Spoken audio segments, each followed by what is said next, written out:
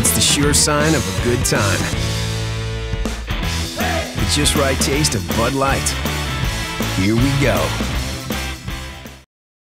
Rams training camp on 101sports.com is brought to you by Hot Shots. How was practice? Is that what you want to know? No, it was okay. I thought you'd get a little harder one. Yeah, we got a great day. I mean, the weather, the humidity's down. We got a great day, and they took care of themselves. We had a couple treatment sessions yesterday. I mentioned we were anticipating getting the corners back. We did. Got a lot of people, back. So, we got through the weekend, installed some things, worked on some situational things, got the crowd involved a little bit, and so we'll put the shoulder pads on the next 2 or 3 days and continue to improve.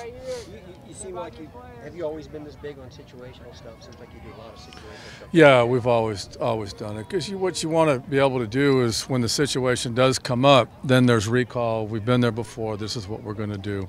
Nobody's going to panic, and we're going to work through it, whether it's a positive or a negative situation in game time. Any update on Wells? Is he still kind of on the pace? Doing well inside. Yeah, doing very well with the knee. He is taking every walkthrough rep with us. So from a football standpoint, he's not behind whatsoever. He's actually doing very well. So he's on pace, and he'll be able to participate at some point in a preseason game. Coach, can you talk about Bradley Fletcher? I know he was a guy who got hurt last year and he's trying to come back. Yeah, I mean I guess the thing that was most impressive was as he came back towards the end of the offseason, he was making a lot of plays. He's very instinctive, and then had an outstanding conditioning test, and that implies that the injury is behind him, and he's been doing a real good job. He understands. He can play both sides, understands what we're doing, and he's one of those guys. I think having not known him well or long, he's one of those guys that's I think when the lights go on, the pads go on, that's when he starts making the plays. Any impressions on DX being back in 11-on-11s and what he could theoretically bring to the offense? Yeah, I mean, obviously he's got some talent, and we just have to keep him out there. That's going to be the key.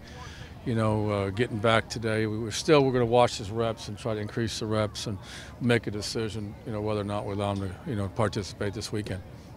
You've got obviously a lot of good bodies over there at wide receiver. Does he got to catch up? I guess as soon as he's not behind mentally. Coach says he's been paying attention. So when given the opportunity, he's going to go out and do the right thing. It's just a matter of doing it consistently, physically. It's good to have obviously all those corners back. Yeah, it was good. I mean, because we were a little nervous last week towards the end. We had to cut out a period because the numbers went down. But to get them all back, we should be good throughout the weekend for the ball game. You talked earlier about kind of how you handle the pulls and the aches and pains. Is that something that you just get through maybe years and years of doing it, going through seasons, or maybe even being a farmer? Well, I just think I think over time, yes, you learn to. I think you have to learn patience. Coaches want players on the field every single play, and they want them back as soon as you can. And you can make some mistakes by rushing somebody back.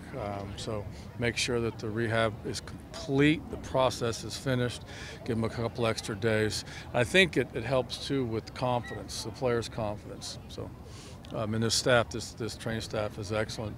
Obviously led by Reggie.